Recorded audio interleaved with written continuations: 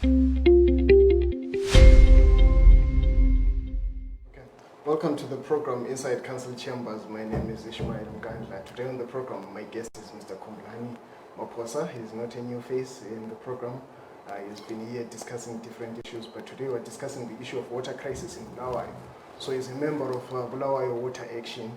So he's going to be talking to us about the issue and also telling us what they are doing as an organization to address the issue of water in Bulawayo. Welcome to the program. Thank you very much. Thank you for having me. It's nice to have you once again. Yeah, always. It's also nice to be invited. Yes, we're talking about the water crisis in Bulawayo. Yes. And you guys as BUWA, you have been active one way or the other engaging the local authority. Maybe you can start by giving us the background of BUWA. What is BUWA and where did it all start? Thank you very much. I think BUWA stands for Bulawayo Water Action. We are a citizens movement, social movement, focusing on the water situation in Bulawayo. BUWA means speak. So technically we are people that speak and that talk about the water situation in Bulawayo, that act about the water situation in Bulawayo. So what brought the genesis of BUWA sometime in around April was a realization that we have an abnormal statement or an abnormal situation where people say Bulawayo is a water crisis. Bulawayo doesn't have a water crisis. There's no water crisis in Bulawayo. There's never been a water crisis in Bulawayo. There is a crisis that makes a water problem in Bulawayo, not that Bulawayo has a water crisis. So that's what BUWA is for, to try and say, okay, let's deal with those crises that cause water problems in Bulawayo, instead of blaming water. The problem is not water. We have a problem that we should solve so that we have water. So that's how BUWA comes in. And we have identified the key strategic issues that we are working on in Bulawayo is BUWA. First, the issue of a proper water management system. That's one thing that we don't have. When I'm talking of a proper water management system, I'm talking about managing water leakages. I'm talking about information on water. It's not properly disseminated to people. That's the first thing.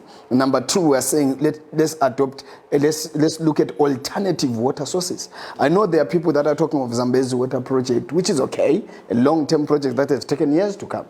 But we have other immediate alternative water sources that we are proposing as BUWA that we should look up to, and then make sure that the people of Bulawayo have water. Number three, we are saying, let's realize that water is a right. Yeah. We don't ask for water. We don't beg for water. We should be given for water. We demand water. And we are not apologetic about it. Because water is a necessity that you can live without clothes, but you can't live without water.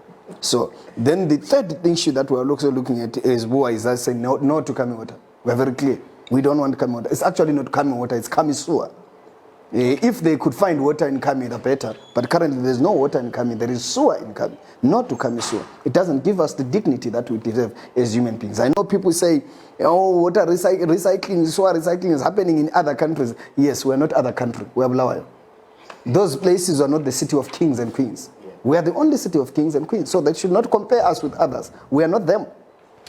Well, I think we'll come back to the issue of Kami later, but today, for now, I would like to find out from you about, you are saying there's no water crisis. There is no water crisis. So what is it that makes us go for like 144 hours without water? We have a crisis of management, a crisis of water management and water planning. That's the crisis that we have. You know, what viewers and everyone in the city and the country need to realize is this. Bulawayo is part of natural rainfall region 4 to 5, which receives very little rainfall. And this is not something that started in 2020. It has always been like that. We are part of, if you look at the United Nations Environment Program, a map on desertification in Southern Africa, we are part of what they call the high desertification zone because of the Botswana Desert. Actually, the zone ends close to the gate of Matopo National Park. It's a high desertification zone. So you can't be in a place which is a desert and then you say you have a water crisis. You are already in a place that does not have water. So the crisis that you have is that you don't know how to plan to bring water to this place that is already dry. So that's why I'm saying Bulawayo does not have a water crisis, because Bulawayo is in a place that is dry. The crisis that we have is a crisis of planners and managers to bring water to Bulawayo. Simple. Okay. And you also mentioned the issue of information dissemination. Yes. The information that is being disseminated is not so accurate. Yes. What is the accurate information about the situation of water? The accurate information is that we don't have a water crisis. That's first the accurate information that they should be disseminating. Yeah. To say, no, we don't have a water crisis because we are already sitting on a dry bed. Yeah. That's the first accurate information. The second accurate information that we have is like, let me give you two examples. Sometime in 2018, it was in April, May, if I'm not mistaken, Bulawayo City Council came out in the press, the chronicle, which they use too much, saying we have 38 months of unlimited supply of water. That was 2018. If you calculate from April 2018 to April 2020, it's 24 months. But already before end of 2018, we had the water shedding. So where was the 38 months? Last year, 2019, Bulawayo City Council came out also in the chronicle saying we have 26 months, I think, supply of water. But within 3 months, we're on water shedding. So what do we have? We need to be asking ourselves that question. Yeah. What do we have? That can last us for 26 Right? months. That's number one. Number two, they are estimating a lot of bills. A lot of bills in terms of water estimates, which makes people then not want to pay. Because the bills are like always up, down, and that makes a consumer feel like I'm being cheated. Number three, if now our supplies has dwindled, you need to communicate with us in a manner that people will understand. You know, they talk of how many megaliters of water a day. An ordinary person doesn't talk of megaliters of water a day. Because even if you say 20 megaliters or 10 megaliters, I'm saying, no, I'm not consuming megaliters, I'm consuming 20 liters of water. So what they then need to do is to then say, okay, an average family of 6 or 7 is consuming so much liters of water a day. With the situation that we are in, we are asking residents to drop down to so much liters a day per family. In that manner, you are no longer talking to the city, you are talking to me. Where I can even, with me and my family, we can say, madam, we have been using 80 liters of water a day or 100 liters of water a day. Now council is asking us to drop to 60. It's meaningful, it's consumable. That information is not there. So how does BUWA then come in this situation in terms of disseminating proper information to the residents? Like you're talking about megaliters and just liters. We are not disseminating information to residents. We are talking to Bulawayo City Council to say disseminate proper information to residents. Because it's not our mandate to disseminate information to residents. There are people that are employed by Bulawayo City Council that we are paying every month from our own monies that we contribute to the council. So why should I have someone who keeps my cake, who heads my cake, and then I also go and head cake? It's useless. So they are there, they should do the proper thing. There are people that we elected. Right? They should do the proper thing. We can't be doing things for them. If they can't do, then they should leave. And those that can do will come in. They should resign. But if they are still in those offices, they should do the right thing. And as BUWA, we are saying to them, do the right thing. We can't do it for you. Yeah. Of late, we have heard reports that about 50% of water pumped into the Bulawayo City Council system going to the residents is lost through leakages. And you guys have been one of the people who have been vocal about that. What's the proper way of managing that kind of situation, according to you as a activist? We have presented it to Bulawayo City Council. A simple method.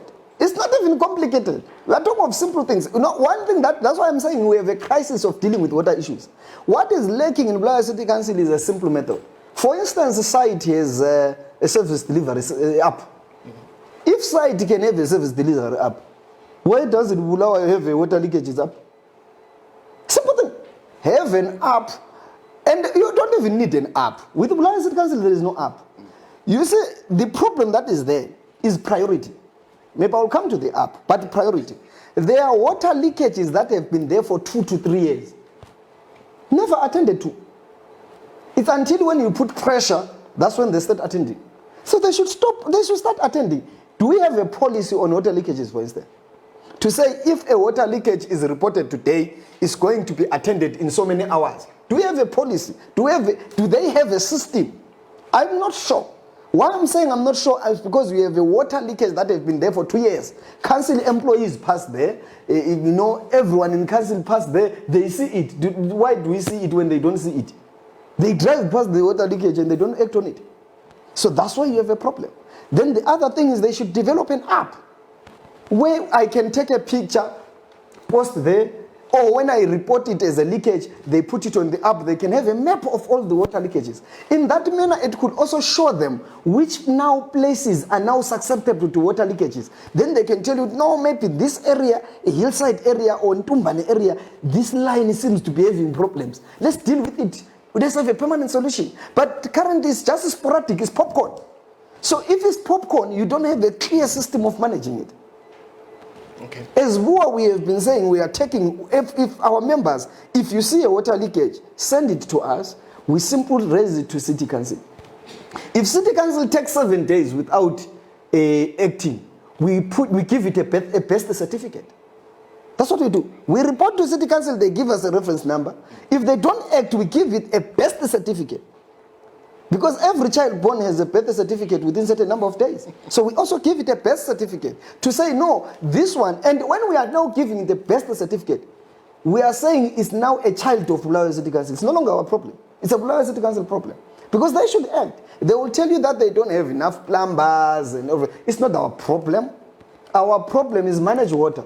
That's why you said you want to be in that position so that you deal with our problems. Why should we be the ones then again dealing with your problems? Okay.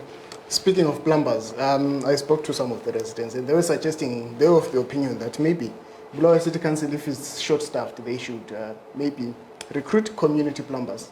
What do you say? I engaged them on that idea. Yeah. I spoke to them on that idea. They said, no, these plumbers then, now they are the ones who are now going to go around damaging the pipes so that they get more jobs. They said, that's the problem. They said that will be the problem, that they are afraid that they will end up facing. Yeah. So they said, no, that while this is a good idea, it may not happen because that's their fear. And the whole thing about infrastructure, property, and but I'm saying the problem is not about plumbers. Yeah. I think let's be honest. How many plumbers do you need to attend to one water leakage? One. There was a leakage, you see, Mpopom, opposite Mabutweni Water Action, just across the road, across the Nketa Drive. There was a water pest there. Where council, those plumbers, when they are coming in, they see it. It took 3 days until we gave it the best certificate. They attended it the same day. So when I saw it, I came to take a picture and I went across. I said, but why are you not dealing with this thing? They said, no one has reported. I said, so we want people to report what we are looking at. It's in your door. It's in your gate. You are looking at it. So because no one has reported, then you can't act on it. Then they acted on it the same day. And I said, is this the attitude that we're having? That's the crisis that we need to resolve it. Not saying water crisis. No, there's no water crisis. It's the crisis of an ethic. But you're speaking of giving water-based a birth certificate. Yes. What's the effectiveness of that, of giving it a birth certificate? It's a symbolic action.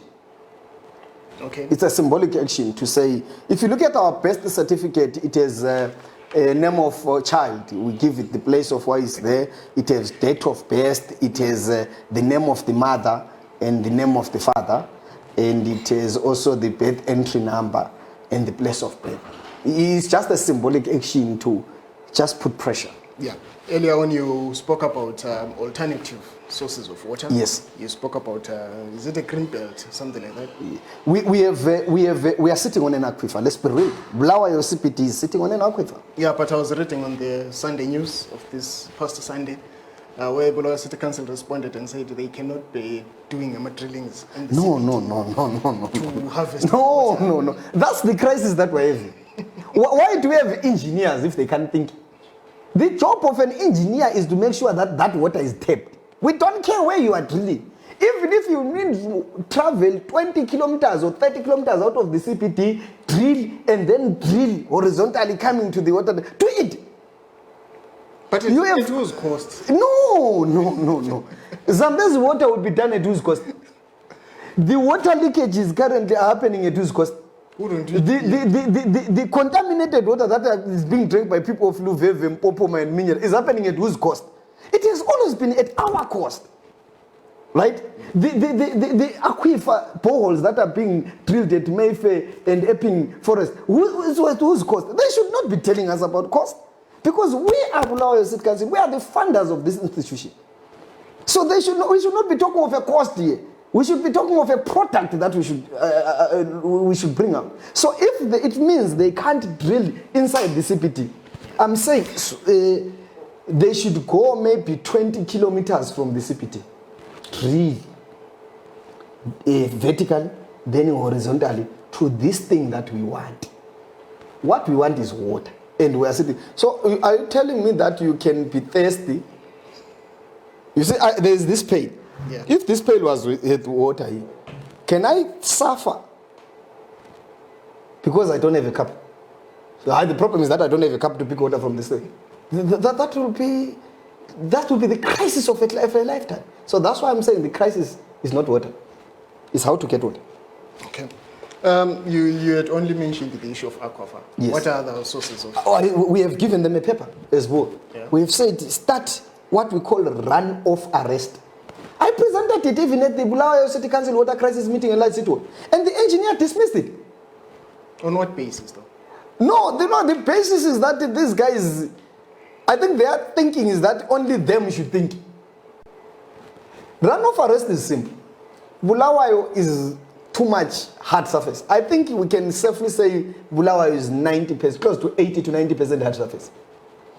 And then I said, if you look at the rainfalls, we say only 20 milliliters of water fell. Yeah. Do you know why?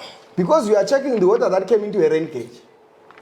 No, don't look at rain gauge water. Look at the one that is running off. It's too much. It's those megaliters that they're talking about. Then what you simply do is you build mega canals leading to reservoirs. We have Makwekwe reservoirs inside the CPT. So we have a lot of places where we can build reservoirs. Then the canal leads to the reservoir. That runoff water simply goes in there. But the engineer says, no, the tarmac surface makes water dirty. You find it black. It ends up being dirtier than coming water. There is space sewer. They make the water dirty. No, there is no water that even the Mzingwane water is dirty. It's also from this tarmac. But we are saying instead of water traveling from here to Mzingwane over how many kilometers, make it be close. You are even reducing the pumping distance. That's another alternative that we gave them. We gave them an alternative. They said, simple make a policy, ban 10-liter cisterns. Your toilet cistern is about 10 liters. It's sustainable. Go all over developed world. They are now using 5-liter cisterns. Right? High pressure 5-liter cisterns. We said simple ban. Said no, we can't ban because it will put pressure on the residents. You start complaining. Just put a gallon of water inside your system. Have you monitored that people are putting the 2-liter that 2-liter box inside their systems? You don't even have a monitoring system. We're saying do something that you can easily monitor. Do you know how you ban?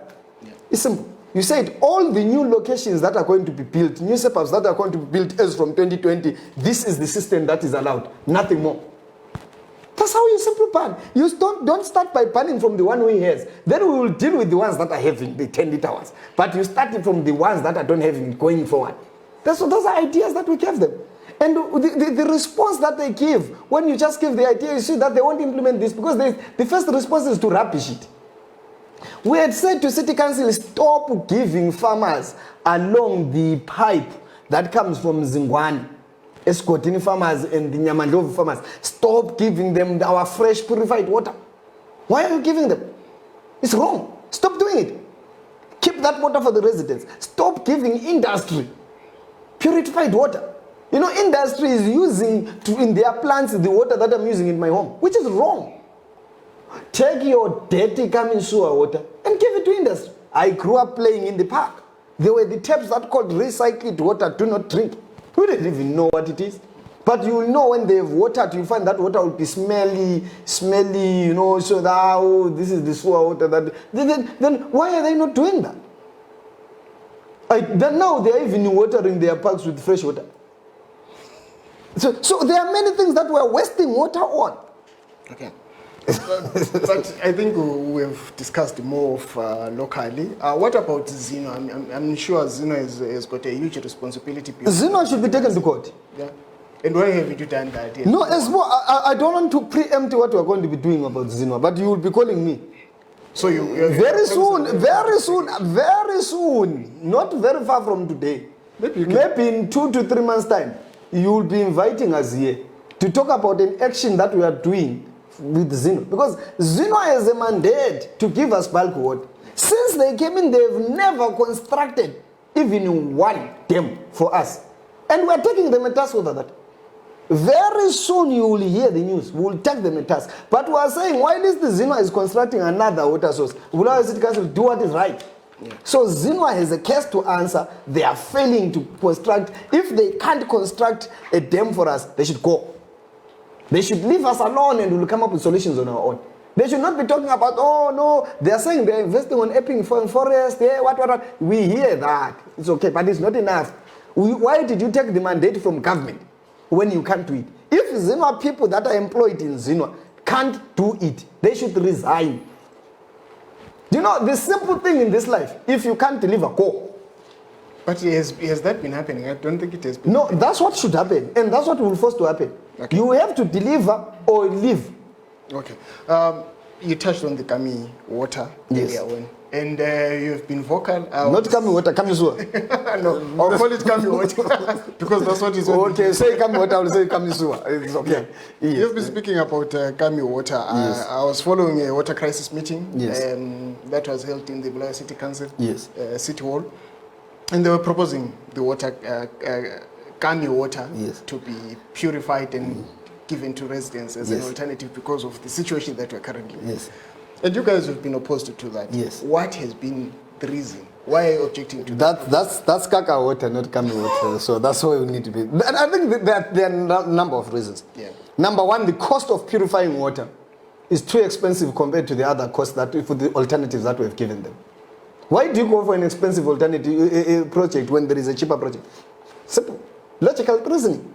Number two, that's sewer water.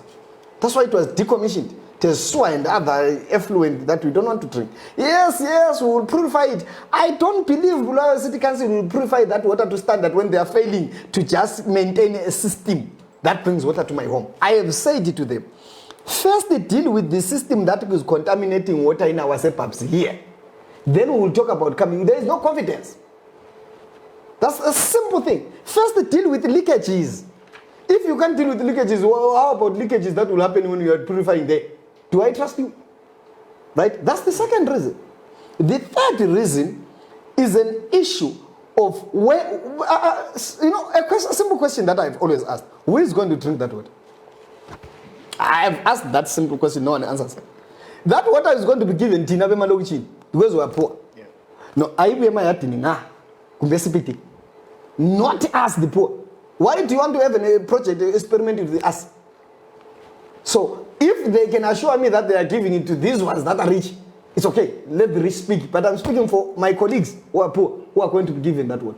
The fifth reason is that there is public information. Dr. Juk Skanyison Love, the late, who was a cabinet minister, said it when Zino first proposed Kami water around 2003, that there were people who were thrown in there.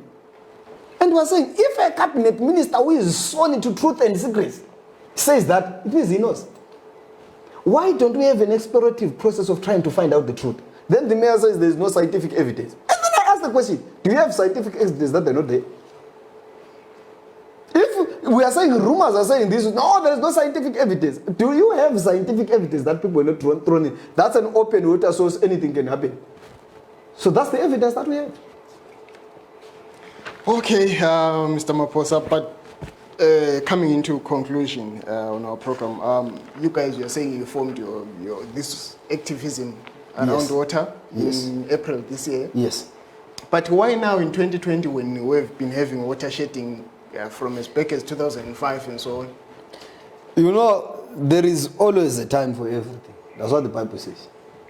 So 2020. There is always a time for everything, and sometimes you you know your problem, you look around and think it's going to be solved. Then you end up reaching a point where you think, no. This is becoming too much. Sometimes you'll be thinking people will come solve the problem. But you see people deepening. And then now also what it choked us is that they are trying to force us to drink Kami water. You know, that becomes the most disgusting and disrespectful thing that you can do to us is to force us to drink. They are not convincing us. Forget about it. It's a lie. Because why I'm saying they are forcing us, which is what makes us act, is that the town clerk said, Kami water will be in your taps in December. I even asked him, was it this week or last week, on a WhatsApp group where he was brought into another group. He is still adamant. And I said to him, how if the consultations say no? He says the water will come in December. Oh, so you are forcing us. Technically, you are raping us. We can't accept rape and be raped and keep quiet and be clapping hands when people are raping us broad daylight. It can't happen. So that's what we are saying. No. It's now time for us to stand up, to speak for ourselves, to stand for our rights, and not to be taken for a ride. We have been taken for a ride for a very, very long time, keeping quiet, thinking that people will see that we are human beings. But more and more, I think that people are disrespecting us. And the significance of a bucket. I was supposed to sit on this bucket, and the gentleman here was doing his things, refused me. This is not a bucket. This is the truth. And actually, every water meeting that I'm called to, I sit on a bucket. And why is that? It's because I'm not sitting on a bucket. I'm sitting on the truth. Bulawayo City Council is saying my fellow countrymen in Luvev are being killed by their water containers which are contaminated. But this is the truth, that our containers are not contaminated. It is the container of Bulawayo City Council which is contaminated. This one is very clean. If you can even look at it. Very clean container. It's never contaminated. So this is the truth that I'm saying to City Council. Until you acknowledge that your system is contaminated, I will continuously sit on this container because I'm sitting on truth until you come up with the truth that yours is the one that is contaminated. Thank you so much, Mr. Khumbulani Maphosa, for coming to the program today. Thank you for having me. Yeah, that was Mr. Khumbulani Maphosa, who is part of BUWA, Bulawayo Water Action. Is a member of the Action Committee. We were discussing the water crisis that he says is not there. The crisis is in the management of the system. So, till we meet again on yet another episode of Inside Council Chambers, it's goodbye.